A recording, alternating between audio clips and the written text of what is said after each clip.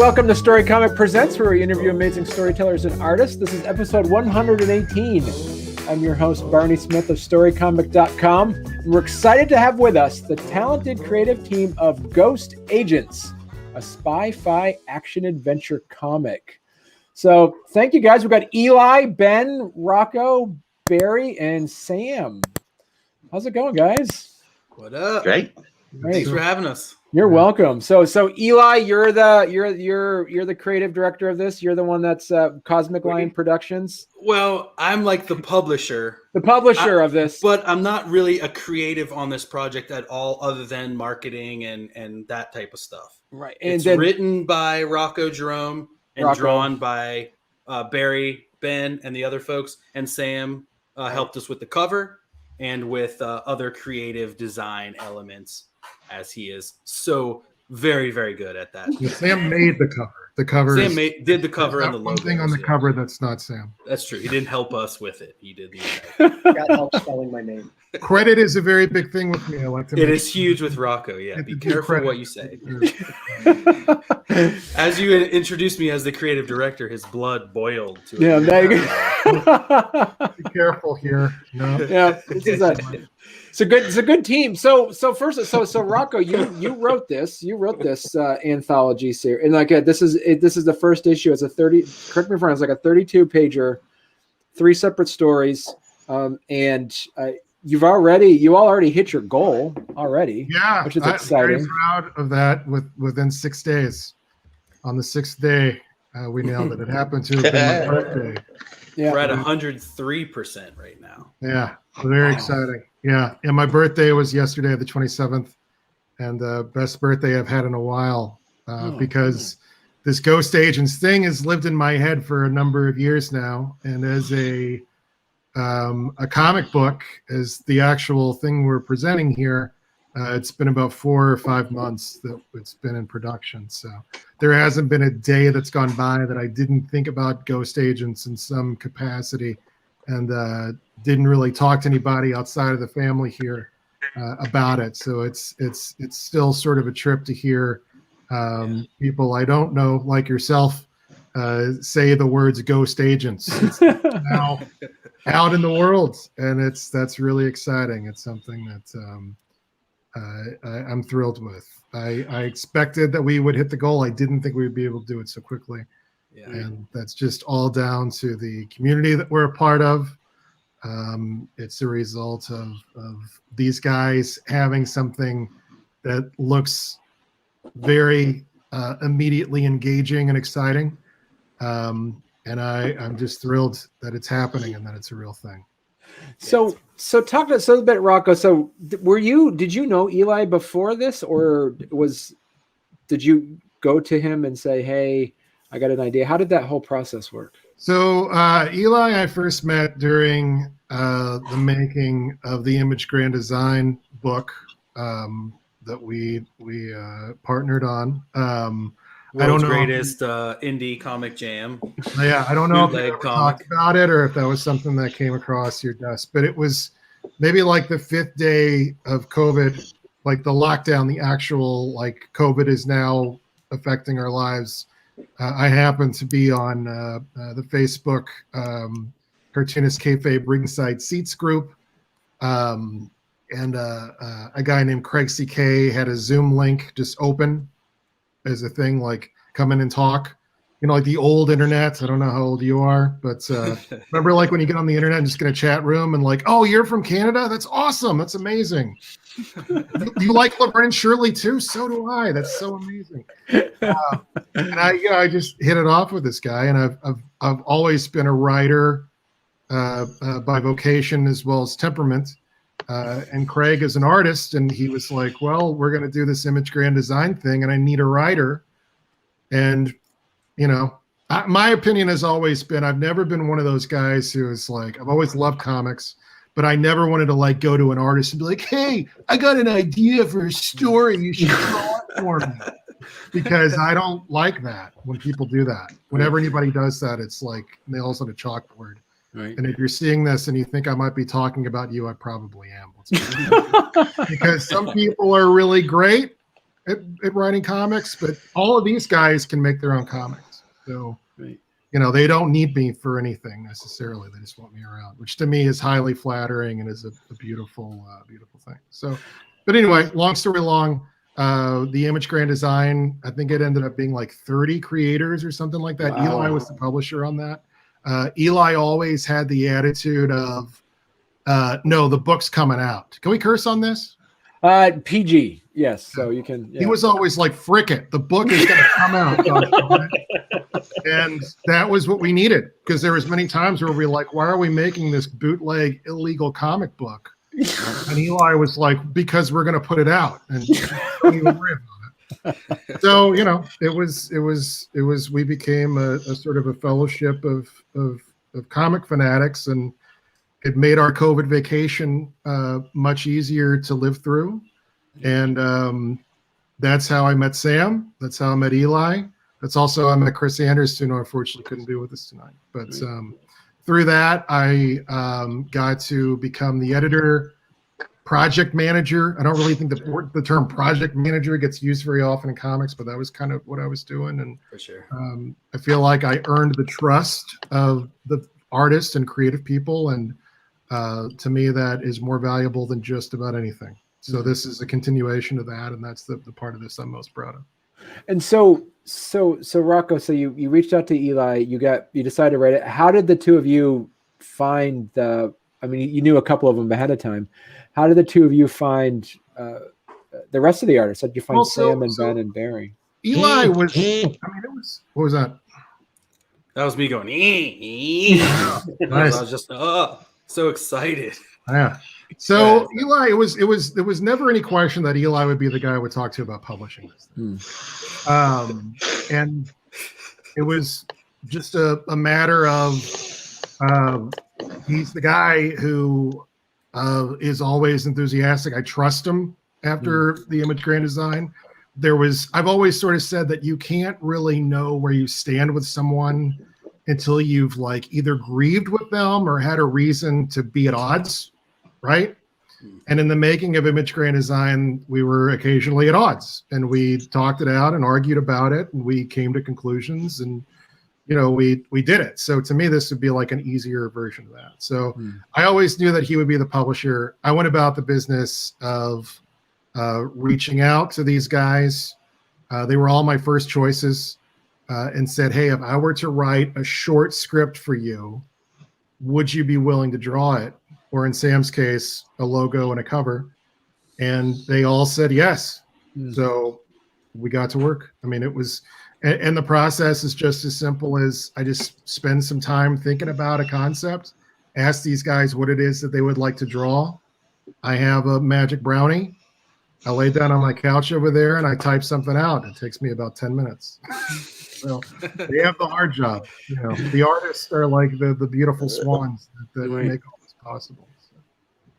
So talk to us. So give us kind of a little background on what people can expect from the anthology. Well, so my idea is I feel like the main thing that I combat, that we all combat, anybody that does any sort of storytelling or tries to engage with the public in regards to any kind of a product, right, or of any sort, you're really combating short attention spans, right? How much time is somebody going to spend looking at something? So that was the reason that this is an anthology. The stories are all set in the same world. Some of the characters turn up again and will continue to in the ongoing series. But this is a comic that you can pick up without knowing anything else about anything. I don't even think you have to be into comics necessarily to get it. And the idea is that you'll be able to get a kick out of the stories. So talk to us about. I've never seen this term before, so I don't know if I'm just living under a rock, or did you invent the term spy-fi? Oh no, I can't take credit for that. That's okay. I was actually talking to Eli about this the other day because he just popularized it. It was used, but Rocco popularized it. I don't know about that. We'll see about that. I mean, we're in the early going here, but spy-fi. My theory is that it may have first been used like in a TV guide article about like Man from U.N.C.L.E. or something in the 60s. But I have this thing about if you really want to succeed in like a genre-driven thing, just make your own genre up, and then like you're the king of that genre. Yeah. You know, like this is the greatest spy-fi comic there is because it's the only one that is what it is. Well, you know, the like only, I'll add this caveat. It's the only one I know about right now, because if there was another one, I would be reading it. But Spy-Fi precedes us in this. I can't take credit for that. But I mean, it very much sums up what we're talking about here. You know, the way that, like, you know, a Nick Fury, agent of S.H.I.E.L.D., or the aforementioned Man from U.N.C.L.E., or even sometimes James Bond. It's like, you know, if you Wikipedia it, that's what comes up in the Wikipedia is like James Bond, Mission Impossible, Austin Powers, Man from U.N.C.L.E., Get Smart. But still, nothing like what we're doing. You know, these are nothing like what we're doing. Yeah. And there's only film and TV, no comics. Well, I mean, Nick Fury, agent of S.H.I.E.L.D. Jeez, you're right. Yeah. Right. Yeah. Sorry, I can't take credit for this. Once again, I can't take credit for something I didn't come up with. Spy-Fi has been around. We're the newest Spy-Fi action comic. If you've never heard it, it's new to you, whatever. But I mean, you know, to me, that's what's kind of funny about this. It's like I've talked for like it feels like 20 minutes now, but like this comic is designed to just like shut up and read it. I mean, it's like it doesn't. You're not going to need to have any sort of an associate's degree in anything to just be able to pick this comic up and be like, cool, characters fighting, you know, they say cool stuff, funny quips, demons from hell. Yeah. I mean, it's like werewolves in one story. It's like, you know, it's all over the place. So what's the storyline that you did with that Ben put together for you? I'm going to pass it over to Ben for this. Okay. Oh, cool. Well, thank you, Rocco. I'll gladly take it. So, yeah, I don't really want to give too much of the story away, but basically it's Donna is asked to go on a mission to one of her old hometowns. And, huh? You got to say who Donna is. Who's Donna? Donna's? Donna. Donna is. I combined it together. She's a secret agent. Nobody said anything about Donna yet. Adonis. Donna Prentice. Okay, yeah, she's the main character. Donna Prentice. Yeah, she's the main character. Explain who Donna is, because nobody knows yet. Okay. Here we go. There's Donna. Yeah. She's one of the agents of Ghost Agents. There you go. She's a very tall Greek lady, kicks ass, and she works for the Ghost Agents. One of the agents of Ghost. But yeah, her mission is to go back and try to find out about this special substance, and she recruits the help of one of her friends to do so, and it ends awesomely. With awesome, which is a short. Like, I don't really want to give too much away. I really want people to pick up the book and read it because it's a gas. Right. Yeah. It's a good way to put it. Yeah. Do you have so with that? So your story's about are we each one of these stories about Donna Prentice? Donna happens to be in the first and the last story. Now, there's a number of other scripts that are out there right now, for this. That there was several that were going to be on the table for the possible first issue. The initial idea was that the first issue would be like 50 pages, and then due to life problems and constraints, some people weren't able to finish their stuff in time. And one of the things that I learned from the Image Grand Design project is that it's nice to be able to have a bunch of stories that stand on their own, so that you can say, well, we'll save that for next time when we're going to press anyway. Right. And it kind of you still kind of follow kind of like a meta plot though throughout your planned series. If this is successful in the way that I want it to be, you'll be able to read any story individually and get a kick. But if you read them all, I think there'll be a larger tapestry. You'll see certain characters again. You'll see certain subplots reemerge. It jumps around in time. This one, all the stories are set in the 60s. That won't always be the case going forward. Okay. So my idea is that this will be sort of like, if you're familiar with the concept of flash fiction, you know about flash fiction, where it's like a whole story, but it's like literally 3 paragraphs. It's like everything you need is in that. I want it to sort of be like a greater narrative that's made up of several of those. You know, like how you could read like a comic strip, like one of the old like adventure comic strips, like Phil Corrigan Agent X9. And, you know, I mean, even if you weren't somebody who read it every day on the train or like a kid who cut them out and collected them in a notebook, you would hopefully be able to read it and be like, oh, that was cool that he said that to that woman, or, you know, whatever. So that's sort of the idea we're going for. And along that line, I don't think these guys have even read each other's stories. Oh, really? Yeah, I don't think they have. Wow, that's I'm super excited. Yeah. So let me ask you that. So for Sam, Sam, you did the cover, correct? Yeah, the cover and the logo. Okay. And so what did you? So you know, one of the things, we have a lot of artists that listen to it, a lot of writers listen to this and watch the podcast. Always looking for some ideas on how to do it. So my question to you is, what do you use as a medium? Are you a pencil and ink kind of person? Are you all digital? How did you make the cover? I might be the worst person to ask this question to. No, it's awesome.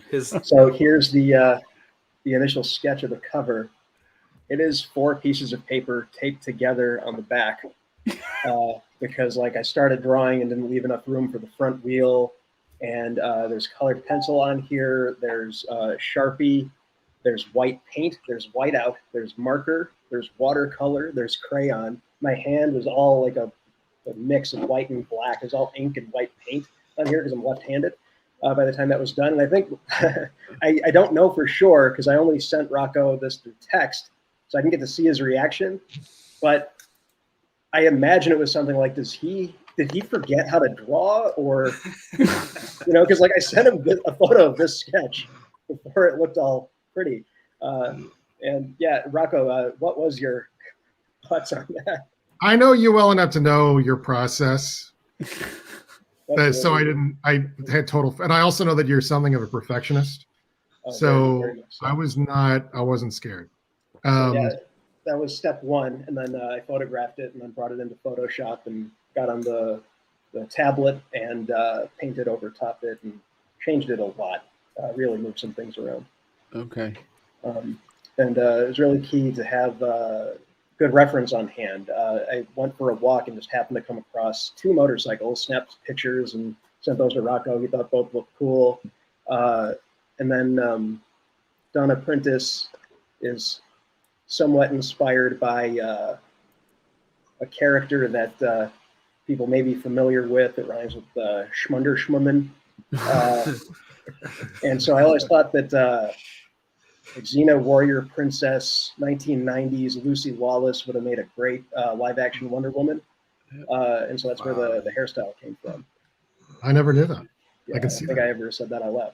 I spent a lot of time Googling Lucy Lawless is what I'm saying. But it was research. Purely research. And you designed the font as well? Yeah, so the lettering, that was something that Rocco and I talked a lot about. He and I are both big admirers of 1960s graphic design, and Saul Bass did the movie poster for Alfred Hitchcock's Vertigo. He also did the opening credits for Psycho, and he did the Bell South logo. And the Vertigo poster and the Bell South logo were the 2 primary inspirations for the logo. The hand-cut lettering style comes straight out of the Vertigo poster, and the circular elements like the skull and the globe come from the modular Bell South logo that he designed. Okay. All right. And was all of that, did you draw that out first, or was that all digital? I think I might have sketched the lettering at first, but ultimately it's all digital. It's a clean vector image done in Illustrator now. So is this an actual font now? Can people actually download this font? No, it's not a font because it's just custom lettering. So like you'll see like there's 2 T's and 2 S's on there, but they're different. Right. It's just custom lettering. Even though it was done digitally, I wanted it to have the feel of something done by hand, something of the era, where that illustrative lettering style was pretty popular in the 60s, and so we wanted it to have that feel. And this was something like the aesthetic for this really just grew very organically out of my conversations with Rocco, where it's hard to tell where the ideas came from. We don't know if it's mine or his. It was we talked, and this logo fell out of it in the end, and really happy with the results. Okay. I can definitely hear the first notes of a jazz theme playing when I read that font. You know? Boom, boom, boom, boom, boom, boom. Yeah. 100% a Lalo Schifrin soundtrack. I mean, I basically, I don't want this to get misconstrued because politically I'm basically a hippie, but I sort of live in the 60s. I sort of live in the early 60s. Like it's something that I live and breathe and think about a lot of the entertainment of that time, the culture of that time. I have a complete collection of the Playboy magazines from 60 through 71 or 2. That's also research.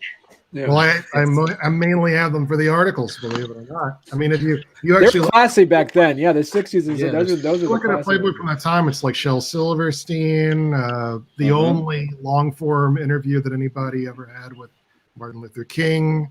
Fahrenheit 451 was first serialized in Playboy, and back then it was like maybe 4 or 5 pictures of naked women, and the rest of it was basically a literary magazine. But like things like that I spend a lot of time with and a lot of time thinking about. So, it's all sort of, I'm a big believer that some of the best stuff that can ever get made in any sort of art form is the result of collaboration, even though it can sometimes be painful. And a lot of that just has to do with a person coming from one point of view, colliding with another person's other point of view and where they're coming from. But in the case of Sam, it's like we both just happen to sort of like be into that 60s. I mean, it's a new design. I've never seen anything quite like it before, but it really does nail that Saul Bass look. And not being a font is really helpful, too, because it makes it stand out. It's not like someone can be like, oh, I know that's like the Eastwood font or whatever, and I can just go out and make it or whatever. It's like, it's singular like that. The S's are different, like that's something minuscule that maybe only someone who's messing with fonts a lot would notice, but like it's clearly our logo. It's clearly the Ghost Agents logo. Yeah. No, I'm thinking about getting that skull tattooed on my arm. Like it's like it's a great logo, man. It really is. I mean, it's like, this is one of those things, and it's funny because right now, like a lot of people in my family and stuff are like, well, who knows where this could lead? And in a very real way, this is kind of the destination. Like we've made something here that I'm very proud of. Definitely. And as a result of it, we get to continue to play in this sandbox, and I'm thrilled, I mean, I'll be very happy for anybody to read this book. And it could be easily developed into TV and film. I mean, if you think about it, there's not a great female spy, that could continue over and over and over in the theme of James Bond, in the realm of James Bond. After that last Bond movie, I don't know if you guys saw it, but I think that was a backdoor pilot for exactly that. So when I saw that movie, it was kind of like, oh wow, I did not see. We were very timely in that case. Anything Ghost Agents, I want to write it. That's the deal. I'm not going to hand it off to anybody. Another thing that people say to me is like, and this is like ridiculous. I'm not saying that I think this is even feasible, but it's like people will say to me like, maybe you'll get a job at Marvel or DC. It's like, I would hate to do that. I'd rather go work at the local butcher, the place where they make the hot dogs here in town and kill pigs all day than do that. I mean, come on, if they're saying we're relaunching Agents of S.H.I.E.L.D., we've got a 60s style artist, would you write it? You would do it. Man, I really don't think so, man, because I know what would happen. I know where that leads. All that's just the meat they put on the bear trap. Yeah, you'd create really awesome characters and you wouldn't get to own them. Yeah, I'm a big old red bear, and I don't want to stick my face in that trap. So I'd rather do this forever. Yeah. So let me ask. So for Barry's story, what was Barry? What was the story that you wrote? What was the kind of the summary of that one? Yeah. The story that I drew based on Rocco's script, I would describe it as kind of I would describe it as kind of Jim Steranko's Agent of S.H.I.E.L.D. meets Ditko's Doctor Strange. So it's kind of a Valentine or a love letter to the 60s era of Marvel. So it's kind of a retro tale. Pretty trippy. There are, a couple of very trippy interdimensional sequences. So it was it was a pretty fun story to really kind of conceptualize and draw. That's super interesting that none of you, the fellow artists, you've never seen the other person's stories. That is, we haven't had taste. it's one of those deals where it was sort of like it just didn't seem necessary. You know, I mean, we didn't really even talk and interact all that much over the course of the last like 4 or 5 months. Like we have a little bit, but it was like mainly just sort of one-on-one, like, what if we move this to this panel? And in most cases, I'm like, sure, you know, have at it. I was a bit of a show hog, though. Yeah, well, I mean, I knew the story that sort of had the most moving parts, honestly. I mean, that was part of the deal. And it was like, there's always with these, there's like 80% of it, I'm just kind of like, let me see what you got. Let me see what you think. What can you come up with? And there's certain things where it's like, no, I really need this character to be like this. Like, this is important to me and we need to hit this note or whatever. And you just happen to have a very emotional story, Ben. The story that you've got has, it's really the only one where it's like, I think readers might say it's not fun. It's actually sort of moving in the end. So that's part of what that was. The story that Barry did is the only one that's like a true throwback. Okay. Like it was written as if like a comic from 1968 would have been. And the other guys have stories that are set in the 60s, but they're not written like a 60s comic necessarily. So cool. So Ben, what's describe your process? How are you a digital person, pen and paper? Yeah, well, it depends on the mood and how fast I want to get something done. I really like to take the analog approach anytime I can, closer that I can have it looking like my hand, the better.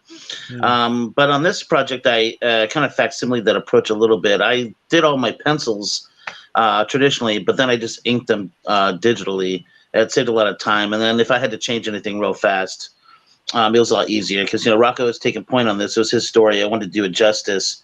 And I felt that if I had taken all the time to ink something traditionally and he wanted something changed, because there's always some variances between the pencil stage. You know, I find different things I want to try to tackle. Some things might morph in the inking stage, and that might not be something that's approved or not. So if I need to change it, it gave me a little bit more flexibility to go ahead and just make that quick edit. Because that was a story that we were really, it wasn't hard or a slog.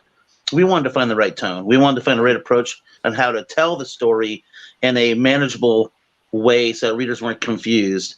Because it takes some time jumps. You know, there's jumps to the past, there's jumps to the current time, jumps to maybe possible futures, imagined futures.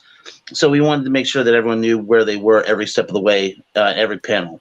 And so that took a little bit of going back and forth. And hey, let's kind of tighten this up. I need to make sure this beat is important. Let's make sure people understand that. And that's a joy. That's one of my favorite things about collaboration is it's two minds kind of getting into this soup and becoming a nice goulash, you know, and just something really tasty. Make a good goulash, baby. That's what I was thinking. Who did that? Who was it? All right, and so Barry, we have a viewer who asked you a really important question here. He says, "What T-shirt does Barry Tan wear now?" So what are you? I guess someone was curious about your T-shirt. Barry's this T-shirt, yeah. Well, Barry is. It's just in Singapore. I think a random T-shirt I bought in Thailand. Oh, okay. All right. Yeah. Sorry. Looks like somebody recognized it. So yeah. Okay. Good. Yeah. Sorry. My internet is a bit on the bus. Yeah. Right. Barry is literally in but Singapore. This was a generic, I think, T-shirt. Yeah, I just got from one of the stores in Thailand. Okay. Even the generic shirts in Singapore look awesome as hell. Yeah, right. Pretty neat, yeah. So Barry, explain to us about your kind of like your approach. Are you a digital person? Are you pen and paper? How did you create the frames for the comic? Sure. Yeah. I work pretty much traditionally, so pen and ink. So I drew everything on the story traditionally, but what I did was I did all the touch-ups and post-production work digitally. So if there were any changes and all that, I would do that digitally. But mainly, it's all traditional. Even that pinup that Eli is showing, so all of that is traditional. I lay the tones traditionally. Oh wow! Pen and ink. I started really getting into digital stuff probably maybe ago. Yeah, so mainly still traditional. Okay. And so I guess from the project perspective, Eli, or maybe this is a Rocco question, is how do you organize? How much time did you give to say we have a timeline for here? How often did you all meet, or did you communicate to? How did that process work? I kind of just swoop in at the end and make it all work. We had like a Facebook chat that everyone was in, and we kind of just get to know and just chat in there kind of continually since it all started, which must have been 6 months to a year ago. I mean, it was probably a while when we really opened that chat. Quite that long. Not quite 6 months, or I want to say it was like 4 or 5 months. And my thing was the deadlines are hard. The deadline for issue 2 is the end of this year. The deadline for issue 3 is March.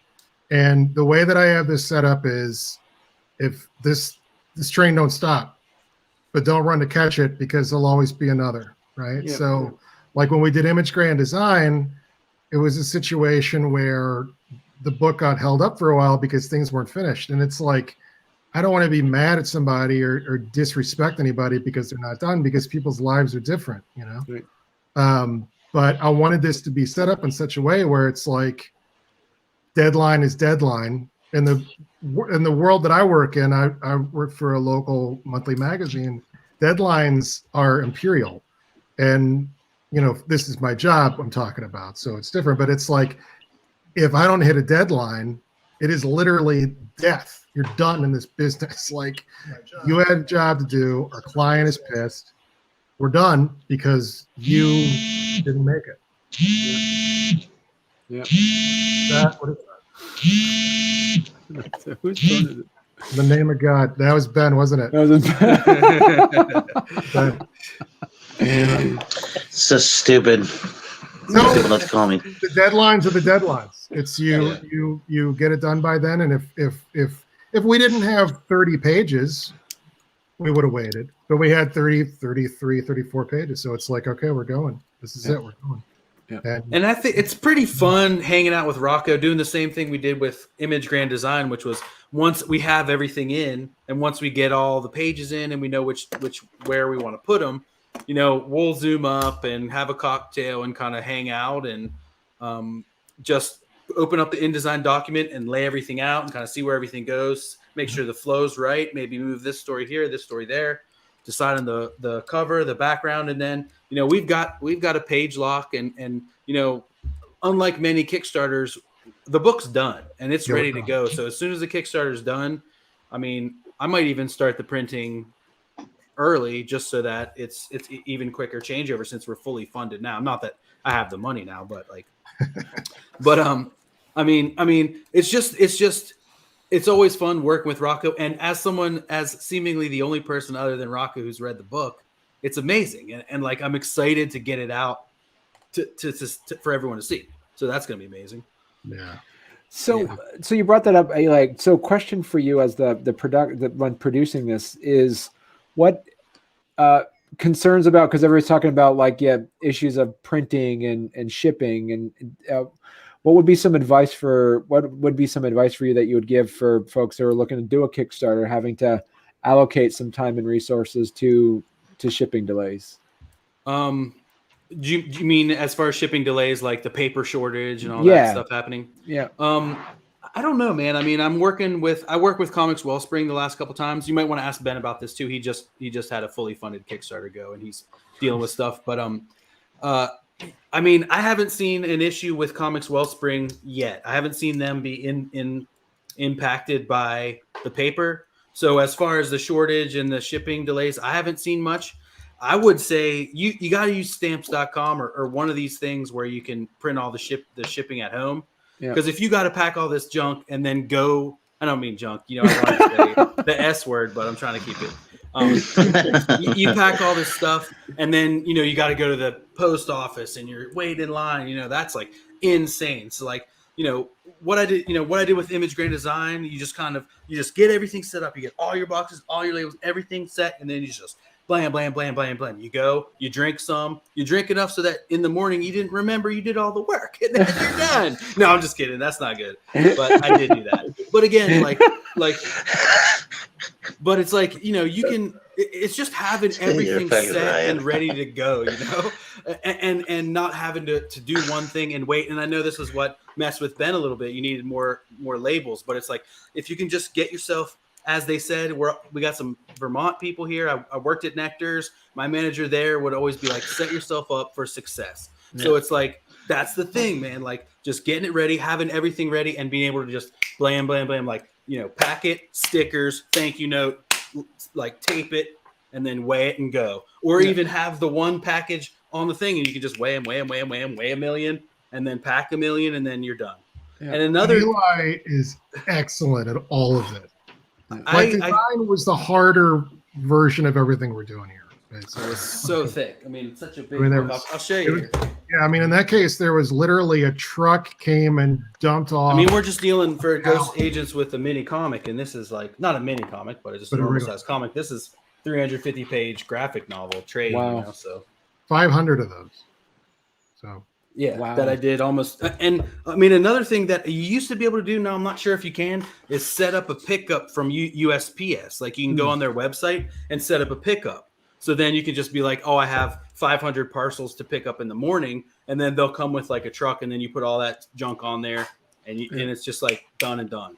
Right. So there's like never have to leave your house. Yeah, exactly. Like all the podcasts say, you know, like never go to the post office again, you know. And we're planning to ship all these in the new year, so it won't be during the holiday season that these will be getting potentially lost. Yeah. Hey, I'm willing to do them. I'm Jewish, so I don't really celebrate Christmas too much. I know, but the rest of the country does. So that's true. That's what I'm. We were talking about this to avoid the holiday shipping. Yeah. And we'll be all buttoned up and ready to ship out by the end of this year. So basically, a lot of the things that we're doing here are things that just, you know, in the marketing job that I have and just the world around me, there's things that I see sometimes that people in all sorts of businesses make mistakes when it comes to the promotion, the distribution, fulfillment of various things that I just wanted to avoid in this and just see if my theories are correct. So before we jump in and kind of like look through the tier levels, I wanted to ask Sam and Ben and Barry, just questions like it's interesting. It's like the world of independent comics, independent creators is immense, but also really small at the same time. So at what point how difficult is it for you to kind of find new projects to work on? I'll ask Sam, how is it? The problem isn't finding new projects. The problem is finding time to do them. I've had to turn down a lot of things, and I have my own things I want to focus more time on, and it's really tough. I work full time at a day job, which I'm assuming a lot of other independent creators do as well. And that's really the biggest issue. Time is just the most valuable commodity we have. Right. Yeah. Yeah. What about you, Ben? How do you find projects? Well, you most likely through the kayfabe community, the Ringside Seats groups. They're always getting new fan projects going. We've got like a Batman Year One parody we're working on right now. We got a bunch of stuff. I'm all over those projects. Mostly just because they're so fun, right. And it's just a way that I know. I've lived a long career here, being unseen in the comics community in general. Been doing it for like almost 30 years, and this is the first kind of like exposure I've been getting. So that's the draw, is I know that people actually look at my work and see it, and that's the joy I can take out of it. But like what Sam said, finding the time is the hardest part. There's not enough hours in the day. As far as the Kickstarter thing, hire an assistant to pack those envelopes for you if you want to keep drawing comics, because it's really hard to fit in both. So time management's a huge thing. And for any cartoonist, I'm sure anyone out there that wants a cartoon or is cartooning or does comic book art, they understand the time management struggle. So it's not lost on anyone. But that's the biggest. Yeah, I have to echo what Sam says. Eloquent. Time is basically our greatest commodity that we have. Right. And what about you, Barry? How are you able to identify and work on projects? Yeah, I would say probably mainly through the cartoonist K-side Ringside Seeds group as well.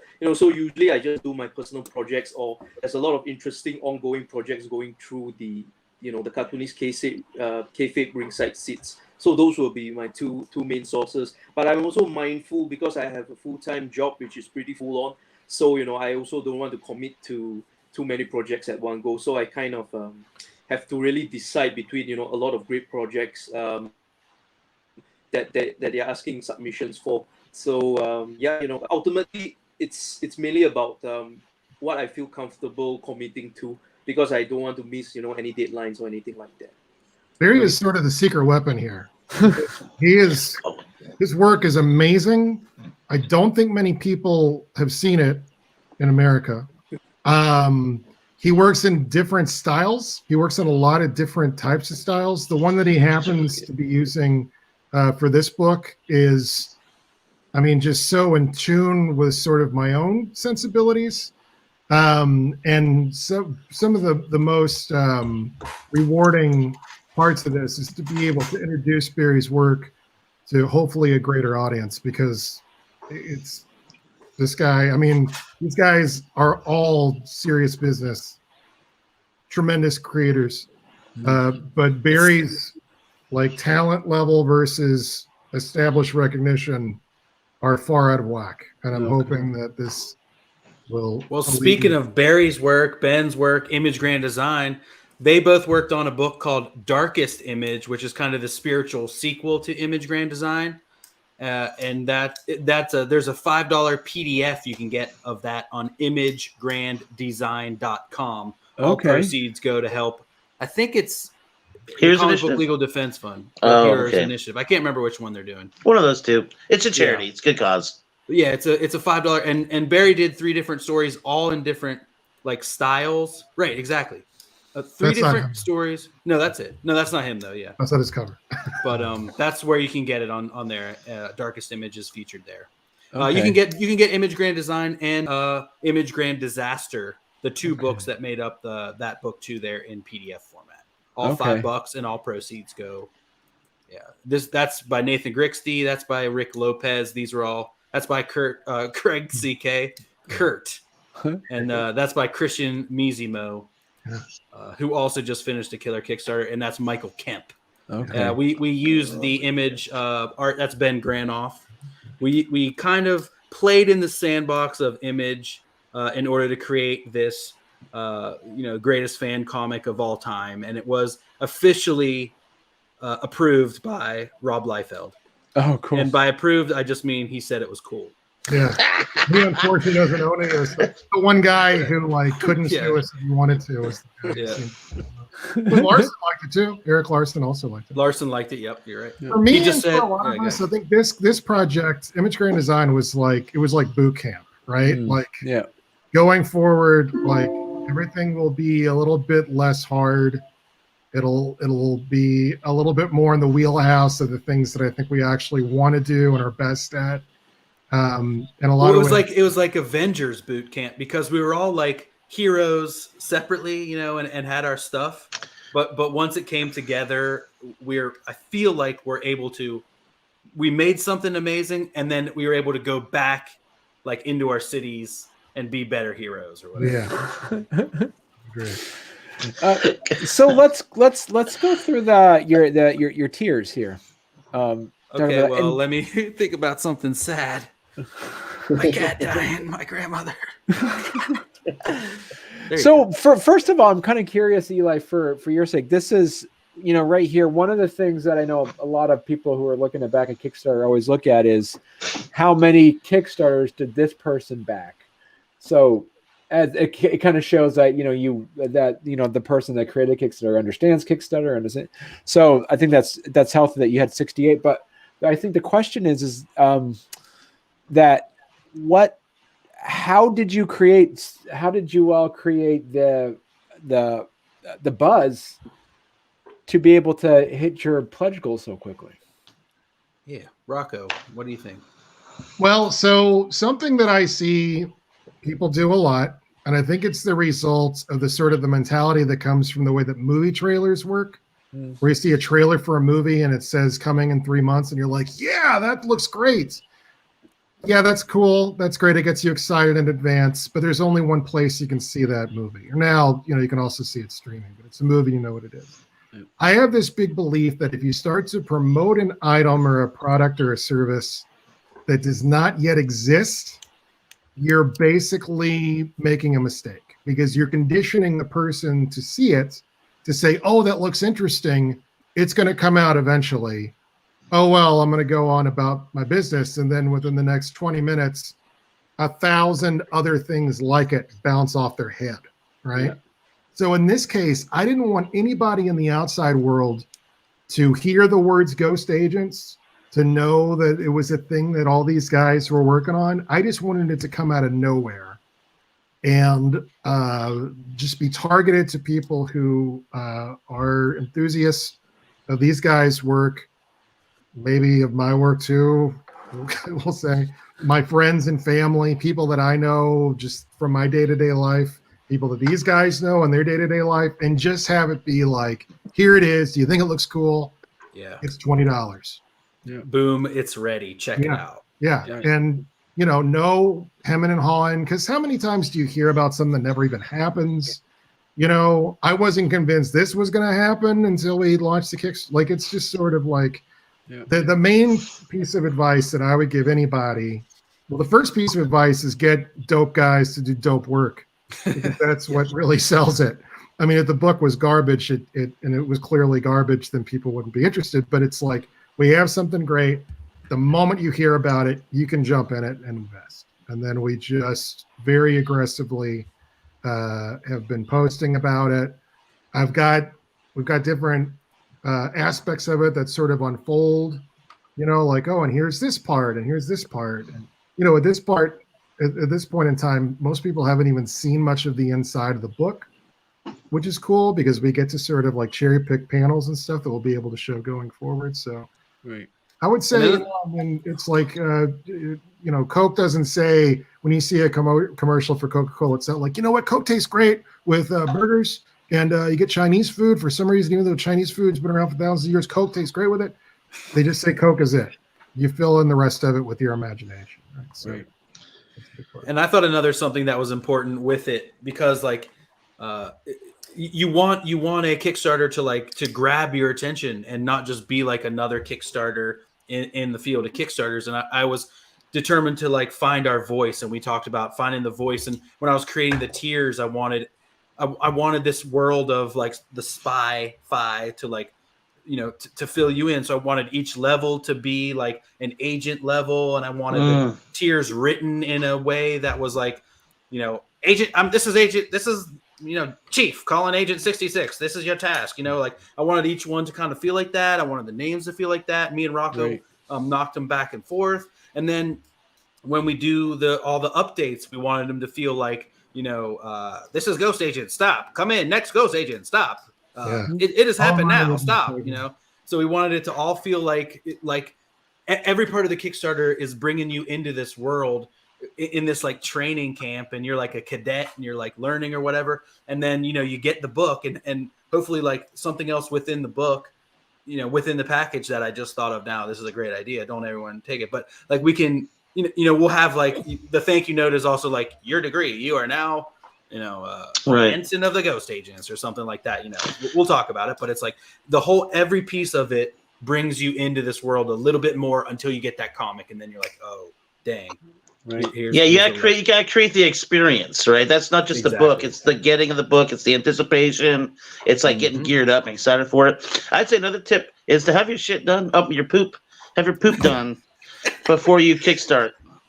Sorry, from one to another, you know what it's like. It's really hard. You gotta have the product. I would have the product before you run the Kickstarter. That's my biggest note. Yeah, it's really important. I think it goes a lot easier, and people don't have to wait 6 months for something.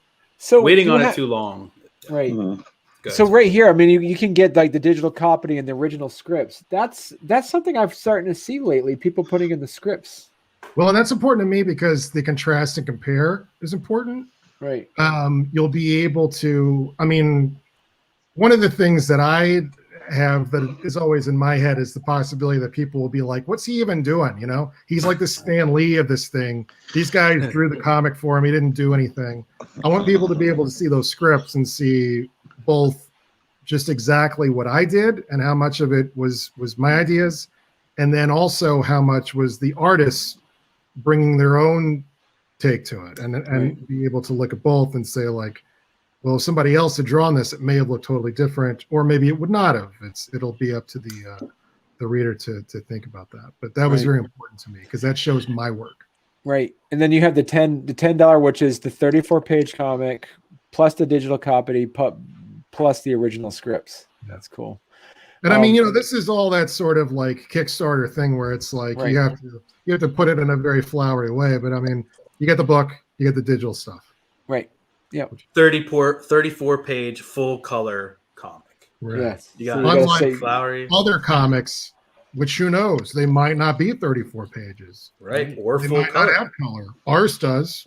Right. Mm-hmm. You know, I don't know Might just- about your TV, but mine's in color. And so you guys also threw in some thing like a sticker packet. That would be this right here, I believe. Sticker right? page, yeah, like That's the preliminary. We actually are about to, in the next couple of days, show the finished version of that, which is Okay. a Okay. little bit better than that. But the idea for that is like if you look at like FOOM or the Mary Marvel Marching Society back in the 60s, there was a very particular sticker sheet that you maybe are familiar with. This was an exciting day for me and Eli when we looked at the place that we're going to be getting these stickers and saw that they do in fact offer sheets, because I wanted it to look very much like this. Awesome. and it'll be like comic book size, so it'll fit right down in the bag and board with like the package that you get. Yeah, this is not a small thing. This is the size of a comic. So. And you also have things right here. One of I was talking to someone before who's talking about like it's just so much easier to ship things flat. So having flat things, because then you have on your $20 the key ghost asset level, you get all the previous stuff plus a button. That sounds fun. Yeah, very excited about those buttons. Yeah. And we'll be announcing in the not too distant future what exactly those buttons will look like. That was something that Eli and I were talking today. And you're going to have a Blacklight poster too?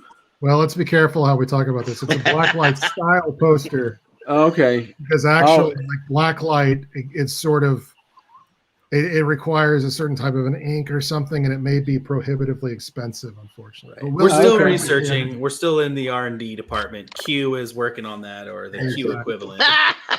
the Q equivalent. It'll look more or less like you see. You killed me, Eli. And you have, which is interesting, like even your higher levels here, like your $100 level, you get an original Chris Anderson page. Yeah, Chris is a really generous person. I can't really say that enough. I wish he was here, but he's a busy guy. He's a more professional. I mean, he's the most professional as far as publishing goes of any of us. He's in heavy metal, and he's been published. He's pitched Wu-Tang cartoons and stuff like that. So he's fairly. And Chris very early on in Image Grand Design was like, he said to me like, whatever you need. Right. And to have somebody of his stature, I mean, he's a great artist. I'm not going to say that he's better than anybody here because everybody here really is. But I mean, pretty much physically, his stature is short. He's physically a short guy, but his standing in the business is right. Pretty good, and he's nothing but generous and honest and very considerate. So he's been very helpful in this as well, and he's had past success with Kickstarter as well. So okay. So what's that? So Eli, talk to us about the Ghost God, the $5,000. Yes. I mean, as far as setting a tone for your Kickstarter, this is just something in my career and everything I do. I try to shoot for the stars. You try to aim high and just like. With my podcast back in the day, you just write letters to the biggest creators you can think of, and sometimes they come on. I had 12 people listen to my podcast, but I still somehow fooled Kevin Eastman to like be on it. Like not fooled, but convinced him. Anyway, like you just want to put it out there. You never know who's going to find your thing. You're never going to know who it's going to hit. and you just want to offer that just to make it a huge thing. You know, we had someone do the $1,000 tier, which we didn't think it's going to go. We don't have to say who it is, but someone did the $1,000 tier. It was my dad, but it's fine. It's actually someone. It was Jim Lee, yeah. Well, yeah. But by Jim Lee we mean Doug Schwab. But anyway, still, it's like the big, you know, you just aim for the stars because you never know what's going to happen, man. So it's just like we had to put it on there, and it's all in there. Right. That's awesome. And so dinner and drinks with cocktails with the creative team. You win the original art that you see there. That original art, yeah. And a Cosmic Lion collector's pack as well. Yeah, it's right priceless. Yeah. Could be anything. And by priceless, I mean worthless. Just kidding. So we're at the hour mark already. This was a fast hour. So talk to us. So where can people find your work, folks? Sam, where can people find your artwork? You can find me on Instagram at Sam J Royale, SAMJROYALE, and I have an Etsy store. I'm gonna have to look up because I always forget it. Second here. Just Google Dishoom.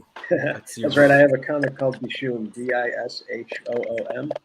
It's awesome. Very cool. It's a one-man anthology. Sam, I don't know why you're not pimping yourself here, but it's insane. I appreciate it. Yeah, it's really, really good. It's a good one. And what about you, Barry? Where can people find your artwork?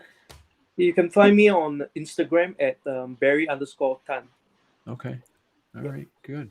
And Mr. Perkins, Dr. Perkins, Ben, where can people find? Well, on Instagram, I'm at Braddy Ben, 2 T's, 1 Y. I'm on Gumroad at Ben Perkins 1976. I have a Gumroad downloadable PDFs for like $5-10 there. And then on Facebook, Ben Perkins Artist. Okay, good. And Rocco? I'm just doing this, man. Okay. GhostAgents.net. I'm planning on doing as far as comics goes. I plan on doing Ghost Agents going forward with these guys, with other people. It's a wide open field, and this is what I want to do from now on. Awesome. Yeah. And Eli, Cosmic Lion Productions? CosmicLionProductions.com. That's kind of the base where you can find everything. I published some other works as well. There's a work by Steele Philippek called Arcane, which is a YA horror book. There's Wizard, the comics magazine, which is inspired by the Wizard magazine of old and the cartoonist Kayfabe Ringside Seats Society. Issue 2 is rounding out at about 400 pages, proving to be a bit more of a beast than the last issue. So I'm about 85% done that. I just published a zine called Love and Grendels, which is promotional zine for my comic about, or my podcast about Grendel, covered by Ben Perkins. See, that's a nice cover. Who did that? It is, right? It's a little Love and Rockets homage featuring all the Grendels. And you can just find all the other podcasts. I have a Grendel podcast. I have a comics and hip hop podcast, and then the old Cosmic Lion radio interview podcast.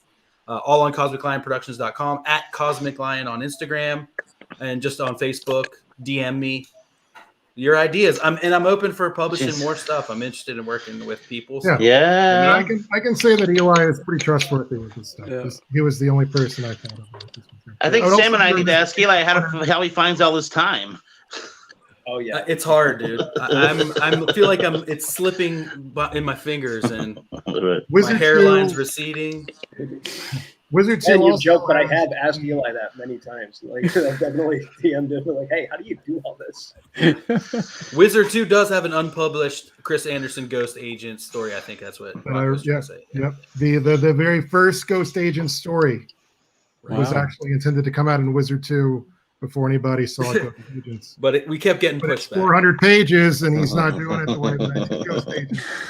The train doesn't leave until everybody is on this buff. Right, for Wizard, yeah. And it's mostly me that is holding it up. But. Well, in any case, there is a really great Chris Anderson, Rocco Jerome Ghost Agent story that's in that I'm very excited for people to see.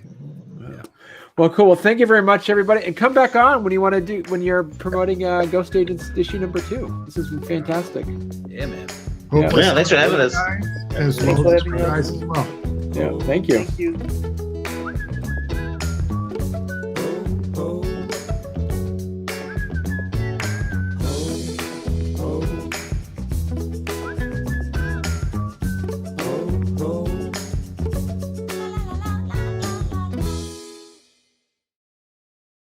Yeah, and Twitch. Yeah. Damn. I've had a couple raids happen during one of my. If you guys go on Twitch at all, do you ever know what raids are? Yeah, that's awesome. Yes. They're so Yeah. cool. Yeah.